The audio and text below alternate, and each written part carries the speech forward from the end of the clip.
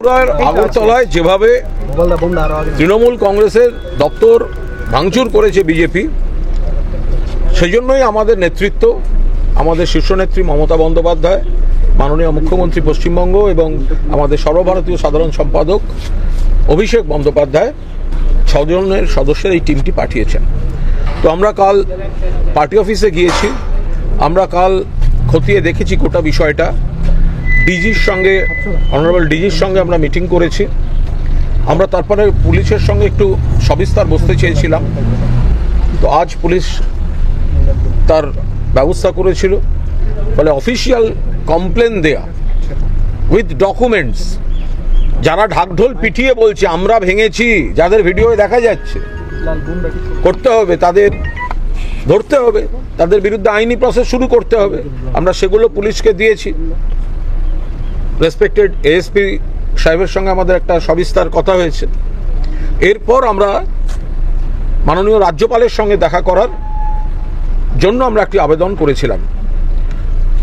রাজ্যপালকে ধন্যবাদ যে তিনি সময়ের একটা আমাদের এদিক ওদিকের জন্য, কারণ তাকে আজকে সকালেই দিল্লি চলে যেতে হয়েছে, কিন্তু তিনি আমাদের যে প্রতিনিধি দল তাকে আমাদের এই সুযোগ দেয়া ছিল যে আমরা উনি ফেরার পর দেখা করতে পারি, কিন্তু সেটা তো দেরি হয়ে যাবে, সম্ভব নয়। ফলে আমরা তার সচিব শ্রী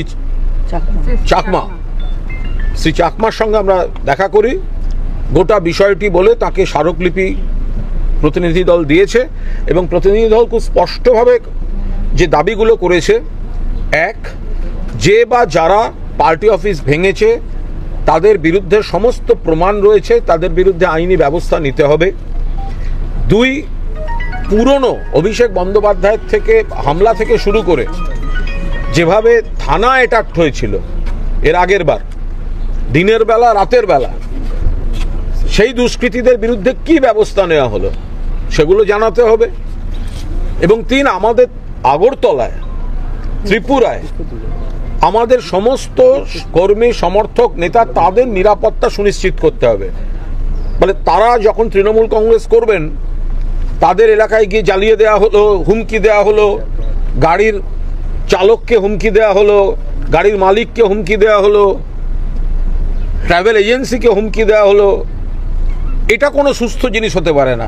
ত্রিপুরা থেকে নেতারা অবাধে ঘুরে বেড়াচ্ছেন বাংলায়, কই আমরা তো সে ধরনের কোনো এই অপ্রীতিকর কোনো পরিস্থিতি সেখানে তৈরি হচ্ছে না। ত্রিপুরার নেতারা আমরা যার সময় সব থেকে বেশি আক্রান্ত হয়েছি, বিপ্লব দেব, তিনি তো এখন বাংলায় ঘুরে বেড়াচ্ছেন। তো বাংলায় ঘুরে বেড়াচ্ছেন, কেউ তো তাকে কিছু বলছে না। দলীয় মঞ্চ থেকে বিয়ে বাড়ি কিছুই তো বাদ দিচ্ছেন না। কিন্তু এখানে এলে তৃণমূল দেখলে এরা এই ধরনের একটা প্যানিক রিয়াকশন হয় বিজেপির তৃণমূলকে দেখলে।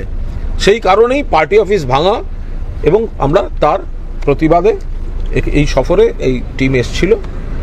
আজ রাজ্যপালকে আমরা এটা জানিয়ে গেলাম, এবং আমাদের যিনি শ্রী চাকমা, রাজ্যপালের মাননীয় সচিব, তিনি জানিয়েছেন যে আজ সকালেও তার এই বিষয়ে রাজ্যপালের সঙ্গে কথা হয়েছে, এবং রাজ্যপাল জানেন যে ডেপুটেশনটা উনি থাকতে পারছেন না বলে উনি নিতে পারলেন না, সেই জন্য অন বিহাফ অফ রাজ্যপাল শ্রী চাকমা গ্রহণ করেছেন। ত্রিপুরা থেকে যাওয়ার পর মমতা বন্দ্যোপাধ্যায়কে কি রিপোর্ট দেবেন এবং ত্রিপুরা সংগঠনকে